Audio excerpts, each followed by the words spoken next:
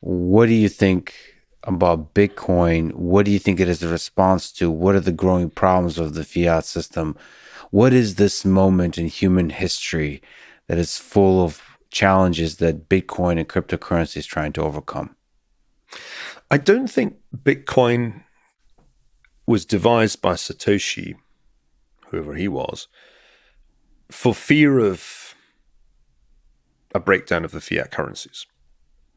If it was a very far-sighted enterprise, because certainly in 2008, when the first Bitcoin paper appeared, it wasn't very likely that a wave of inflation was coming. If anything, there was more reason to fear deflation at that point. I think it would be more accurate to say that with the advent of the internet, there was a need for a means of payment native to the internet. Typing your credit card number into a random website is not the way to pay for things on the internet.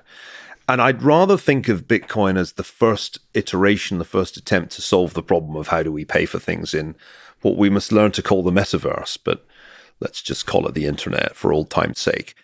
And ever since that initial innovation, the realization that you could use computing power and cryptography to create peer-to-peer payments without third-party verification, a revolution has been gathering momentum that poses a very profound threat to the existing legacy system of banks and fiat currencies. Most money in the world today is made by banks, not central banks, banks. That's what most money is. It's entries in bank accounts. And what Bitcoin represents is an alternative mode of payment that really ought to render banks obsolete. I think this financial revolution has got past the point at which it can be killed. It was vulnerable in the early years, but it now has sufficient adoption and has generated sufficient additional layers. I mean, Ethereum was in many ways the more important innovation because you can build a whole system of payments and ultimately smart contracts on top of Ether. I think we've now reached the point that it's pretty hard to imagine it all being killed. And it's just survived an amazing thing, which was the Chinese shutting down mining and shutting down everything. And still here we are. In fact, crypto's thriving. What we don't know is how much damage ill-judged regulatory interventions are going to do to this financial revolution. Left to its own devices, I think decentralized finance provides the native monetary and financial system for the internet. And the more time we spend in the metaverse, the more use we will make of it. The next things that will happen, I think, will be that tokens in game spaces like Roblox will become fungible. As my 9-year-old spends a lot more time playing on computer games than I ever did, I can see that entertainment is becoming a game-driven phenomenon. And in the game space, you need skins for your avatar. The economics of the internet, it's evolving very fast. And in parallel, you can see this payments revolution happening. I think that all goes naturally very well and generates an enormous amount of wealth in the process. The problem is there are people in Washington with an overwhelming urge to intervene and disrupt this evolutionary process. Partly, I think, out of a muddled sense that there must be a lot of nefarious things going on. If we don't step in, many more will go on. This, I think, greatly exaggerates how much criminal activity is in fact going on in the space. But there's also the vested interests at work.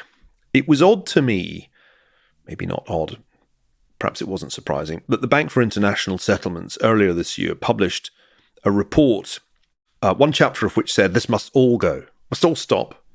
It's all got to be shut down, and it's got to be replaced by central bank digital currency. Right. And Martin Wolf in the Financial Times read this and said, I agree with this. And one suddenly realized that the banks are clever. They'd achieved the intellectual counterattack with almost no fingerprints on the weapon. I think central bank digital currency is a terrible idea.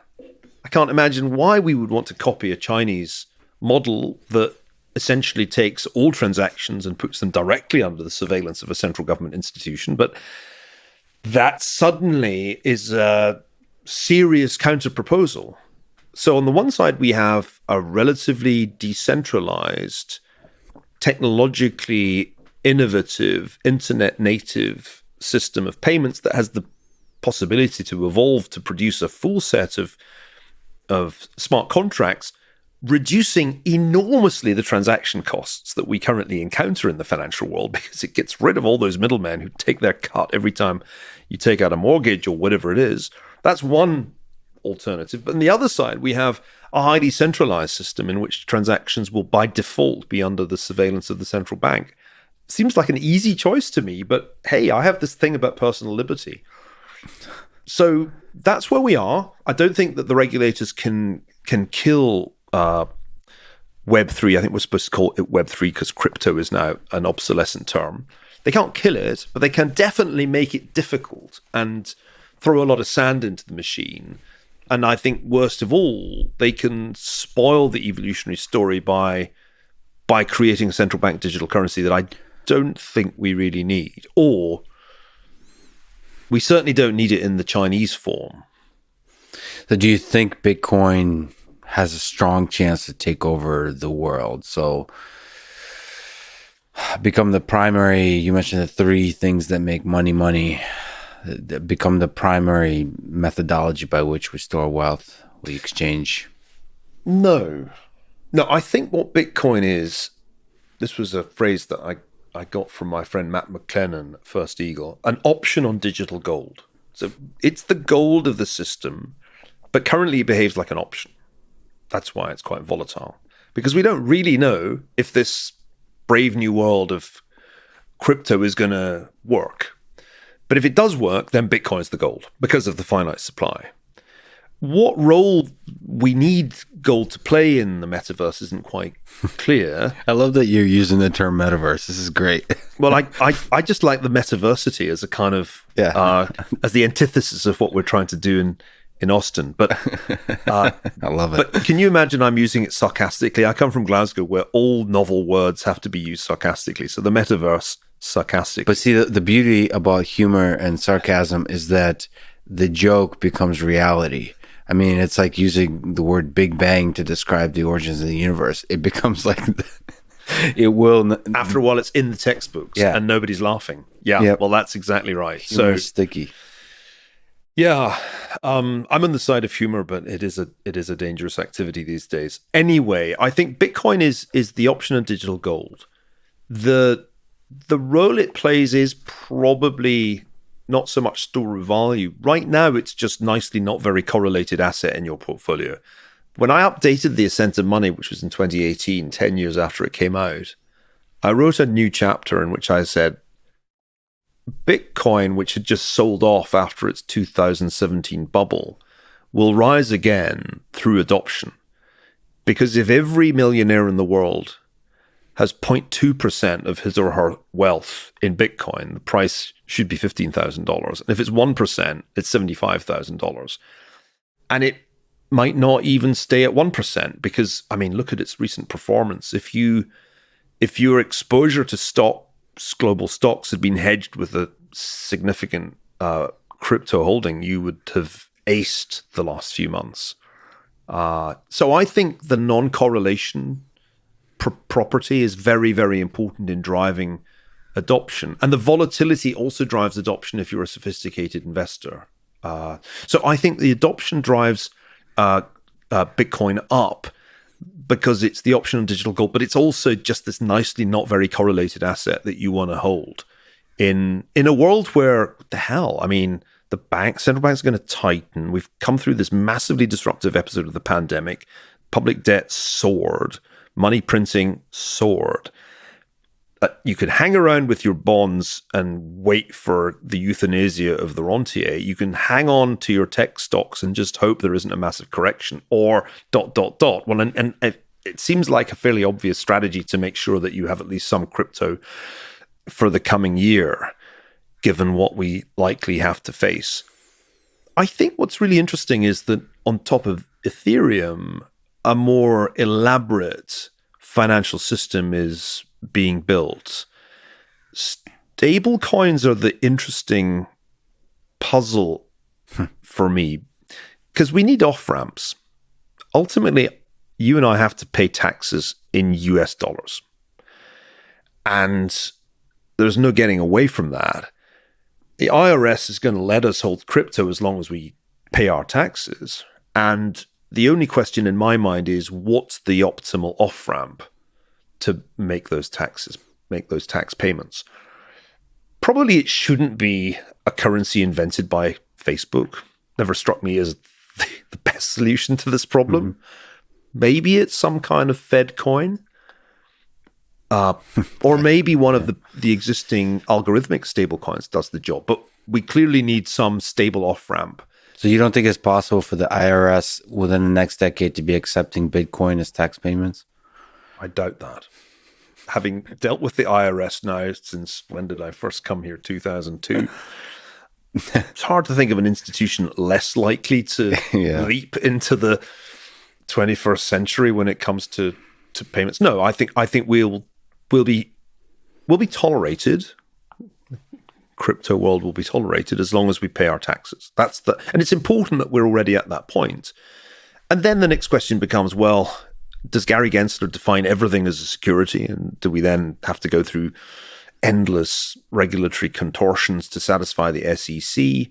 There's a whole bunch of uncertainties that the administrative state excels at creating, because that's how the administrative state works. You'll do something new.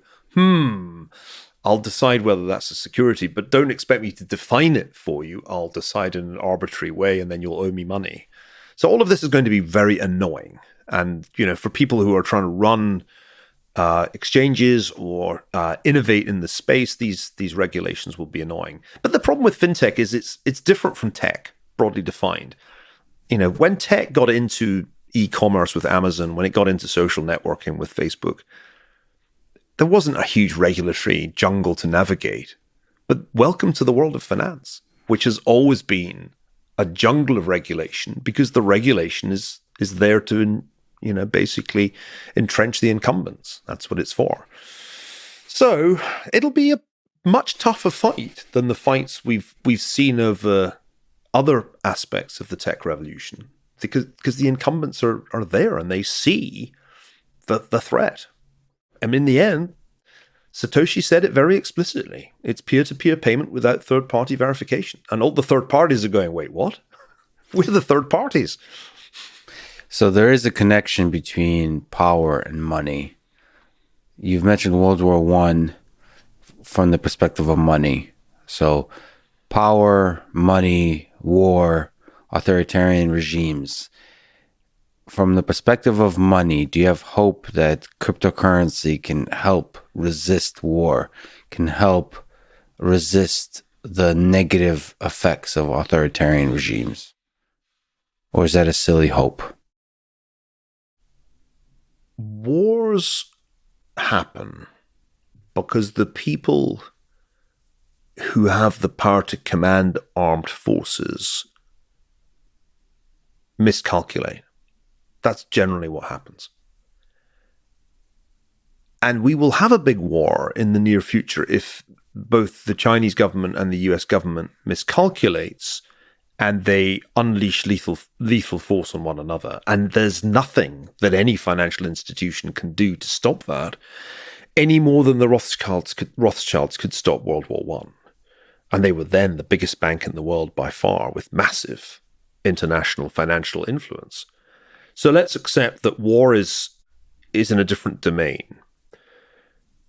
War would impact the financial world massively if it were a war between the United States and China, because there's still a huge China trade on. Wall Street is long China, Europe is long China. So the conflict that I could foresee in the future is one that's highly financially disruptive. Where does crypto fit in? Crypto's obvious utility in the short run is as a store of wealth, of transferable wealth for people who live in dangerous places with failing, not just failing money, but failing rule of law. That's why in Latin America there's so much interest in crypto, because Latin Americans have a lot of monetary history to look back on and not much of it is good. So I think that the short run problem that crypto solves is, and this goes back to the digital gold point, if you are in a dangerous place with weak rule of law and weak property rights, here's a new and better way to have portable wealth. I think the next question to ask is, would you want to be long crypto in the event of World War III? What's interesting about that question is that World War III would likely have a significant cyber dimension to it.